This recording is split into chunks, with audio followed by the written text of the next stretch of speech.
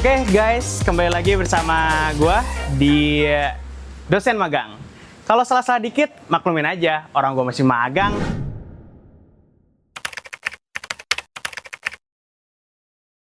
Oke, bahas tentang school mapping, kita pasti membahas tentang pemetaan sekolah. Ya, translate doang. Ya nggak apa-apa, orang gua masih magang. sorry. Oke.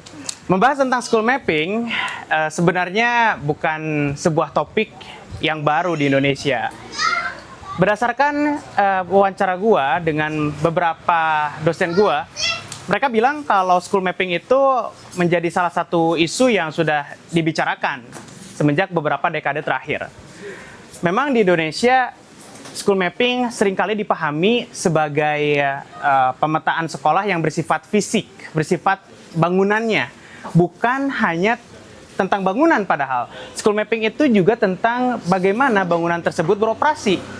Jadi ketika kita membahas school mapping, kita juga membahas tentang pemerataan pendidikan. Kita juga membahas tentang bagaimana siswa dapat memiliki akses terhadap pendidikan secara sesuai dengan kebutuhan yang mereka miliki.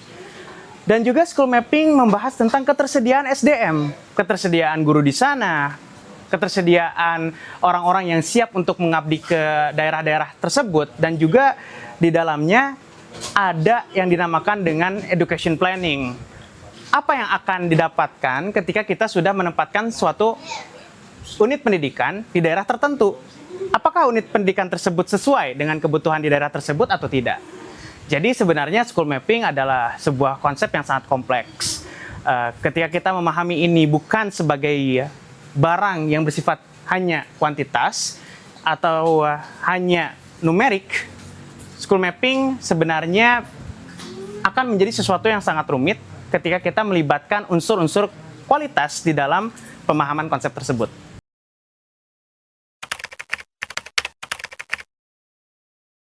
Ya, memang school mapping itu sebuah konsep yang perlu dipahami dengan berbagai indikator.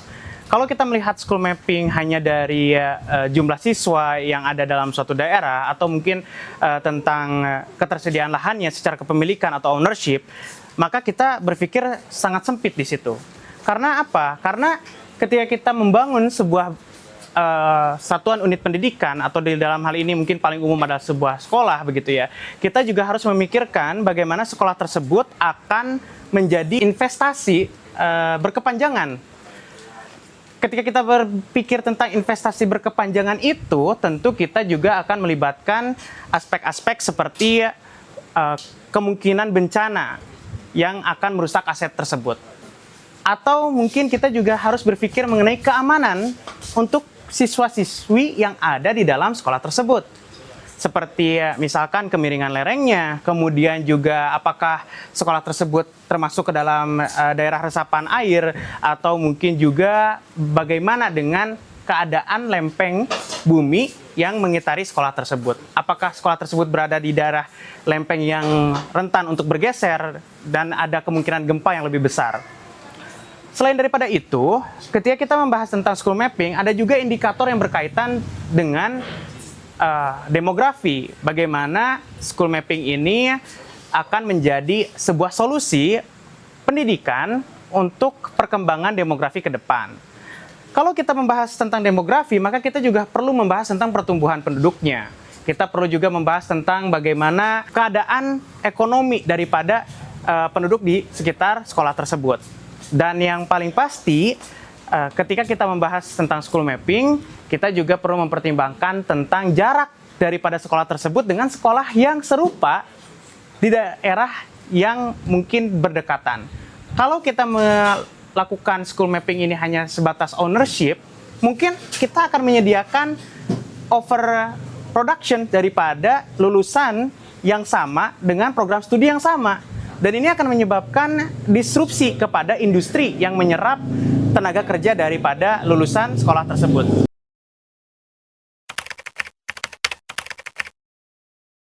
Tentu harus mendukung kebijakan pemerintah. Dan memang pemerintah memiliki kebijakan untuk mendukung 12 tahun wajib belajar atau wajar. yang kita kenal sebagai kebijakan yang sangat populer. Tapi di balik semua itu, pemetaan sekolah memang perlu dilaksanakan untuk mendampingi kebijakan wajar ini. Kenapa? Karena akan sangat berbeda apabila akses terhadap pendidikan itu dirasakan oleh orang yang perlu berjalan sekian kilometer dengan orang-orang yang memang sudah bisa melihat sekolah ketika mereka membuka pintu rumah mereka. Jadi adanya pemetaan sekolah ini dengan mempertimbangkan prinsip-prinsip tadi seperti prinsip demografi, perkembangan penduduk, kemudian juga di situ ada keselamatan daripada siswa, siswi dan juga tenaga pendidik dan tenaga kependidikan yang mengabdi pada sekolah tersebut, itu akan sangat berpengaruh terhadap equality of access to education. Ketika kita mendukung adanya equality of access to education ini, maka akses pendidikan akan terasa lebih adil dan tentunya akan berdampak positif terhadap motivasi belajar siswa-siswi yang ada di Indonesia.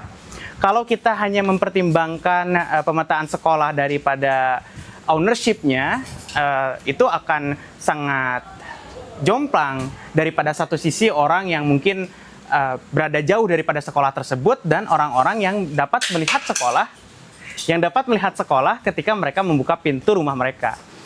Dan ini juga perlu dipahami secara lebih mendalam ketika kita membahas pemetaan sekolah juga sebagai pemetaan sumber daya manusia yang dimiliki oleh pemerintah dewasa ini.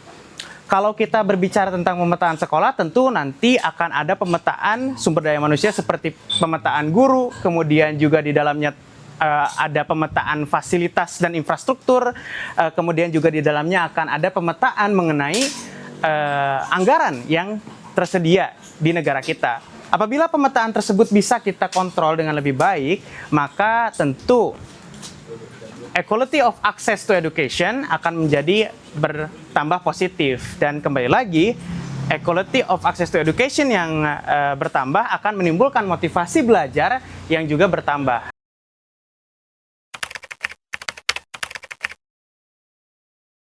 GIS itu adalah salah satu jenis teknologi yang it stands for Geographic Information System. Di dalamnya terdapat berbagai indikator penilaian suatu wilayah, seperti kemiringan lereng, kemudian juga jenis lempeng yang berada di dalam daerah tersebut, kemudian jarak daripada daerah tersebut ke sungai, ke jalan raya, dan informasi-informasi citra lainnya. GIS sangat dibutuhkan karena kita membutuhkan informasi-informasi tersebut secara real time. Dan itu hanya bisa dilakukan apabila kita memiliki akses terhadap GIS itu.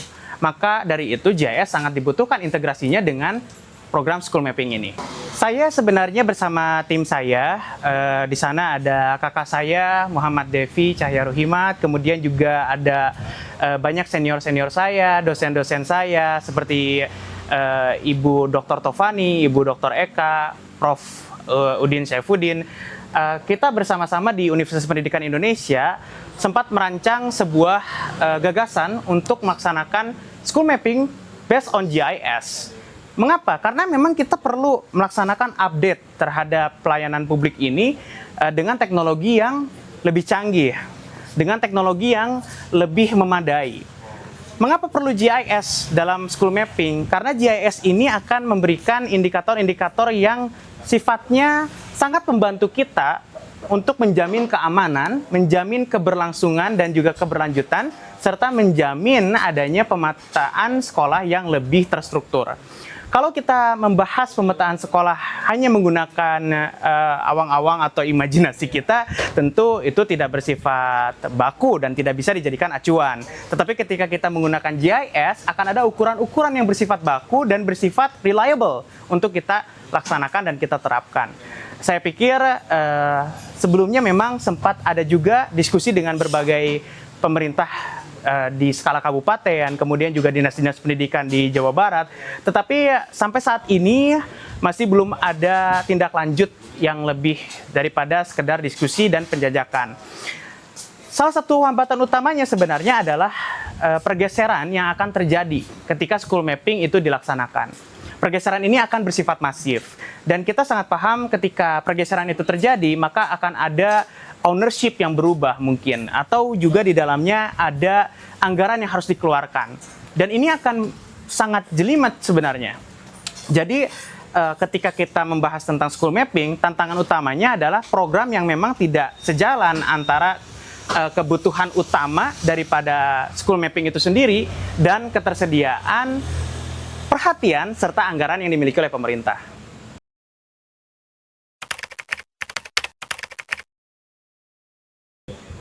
School mapping sebagai sebuah teori atau sebagai sebuah gagasan berakar daripada Grand Theory of Educational Planning.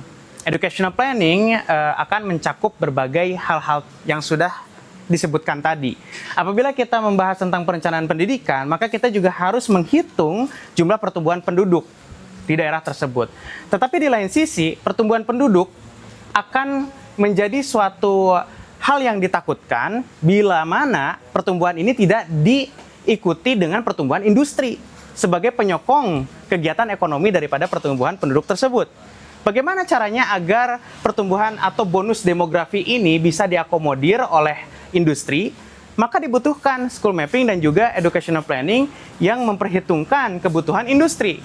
Jadi kalau kita lihat ini dari sudut pandang yang lebih besar, saya pikir baik itu pertumbuhan ekonominya, kemudian pertumbuhan teknologinya, kultur daripada masyarakat yang ada di daerah tersebut, kemudian juga di situ ada pertumbuhan jumlah penduduknya, itu semua berkaitan dengan adanya education planning tadi.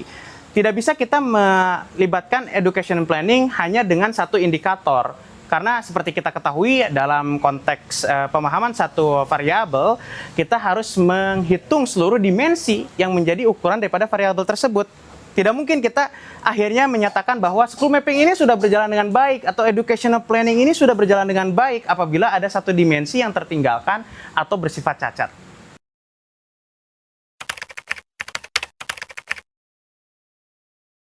Nah, ketika kita membahas tentang program-program baru seperti MBG ini, tentu kita juga perlu berpikir secara luas. Karena satuan unit pendidikan seperti sekolah membutuhkan aksesibilitas yang sama dan juga membutuhkan pelayanan yang sama ketika dikenalkan dengan sebuah program yang dicanangkan oleh pemerintah. MIG merupakan sebuah program yang kompleks seperti sudah saya bahas dalam episode sebelumnya. Dan ketika kita membahas MBG ini tentu akan lebih baik apabila sudah direncanakan dari awal pemetaan sekolahnya diikuti dengan program-program yang akan direncanakan tadi. Kalau misalkan ada satu sekolah yang memungkinkan distribusi makanannya itu bersifat lambat, maka akan menambah cost daripada transportation or distribution of the food gitu. Karena kita akan memperhitungkan tentang biaya transportasi berupa bensinnya, kemudian selain dari bahan bakar juga tentu akan ada SDM yang perlu dibayar lebih mahal karena mengantarkan makanan lebih jauh. Dan selain daripada itu ada risiko yang perlu dipertimbangkan. Makanan bisa saja menjadi tidak baik atau menjadi basi dalam perjalanan. Hal-hal ini akan menjadi jauh lebih terkontrol apabila dari awal kita sudah melakukan pemetaan yang adil terhadap sekolah tersebut. Sehingga jarak-jarak antar sekolah ini sudah diperhitungkan dari awal dan MBG bisa berjalan dengan lebih baik serta lebih mudah dikuasai oleh orang-orang di lapangan. Selain dari MBG, saya yakin kedepannya akan ada program-program lain. Bagaimana kalau kita berbicara mengenai perlombaan? Bagaimana kalau kita berbicara mengenai event-event nasional?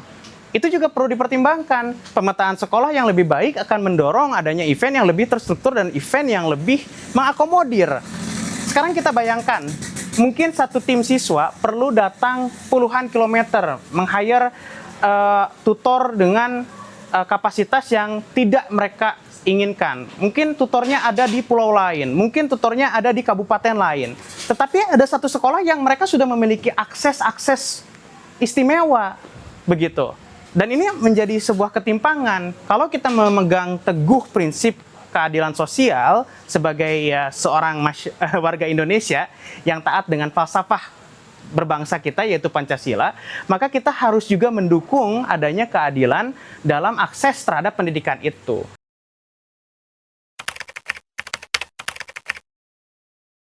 Ya, memang ketika kita berbicara mengenai perkembangan teknologi, saya yakin di masa yang akan datang kita akan mendapatkan fasilitas-fasilitas yang lebih mendukung untuk adanya pengembangan yang lebih baik.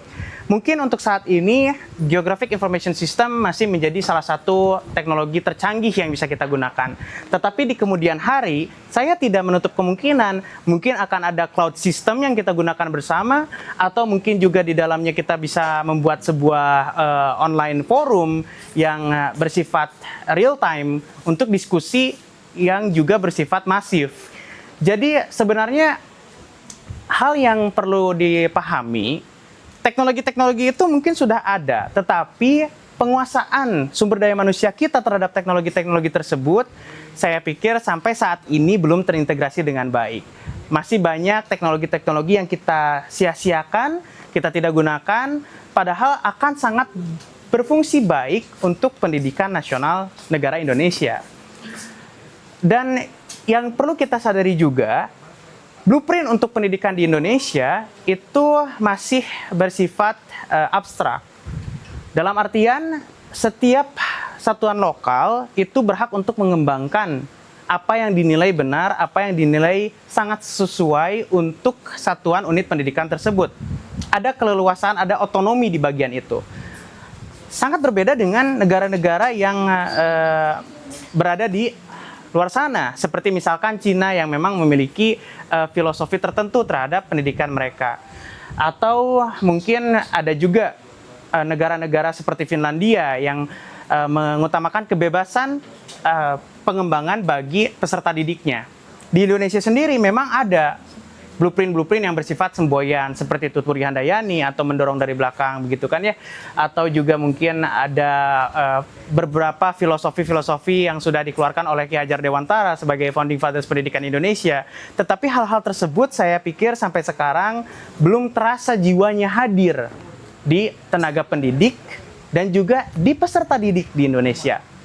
Itu yang perlu kita tekankan bersama. Mungkin dibandingkan dengan kita membuat blueprint baru, kita harus kembali mengenal diri kita, mengenal kembali siapa itu Indonesia, dan siapa itu peserta didik serta tenaga pendidik yang dinilai benar dan baik di Indonesia. Oke guys, mungkin segitu aja. Kembali lagi, kita nggak perlu serius-serius ya, karena gue masih magang. Jadi kalau ada salah-salah, maklumin aja lah. Yang penting, mungkin untuk di segmen kali ini, gue mau ngingetin aja, education is not about changing the title, but it's about changing your mindset. Thank you.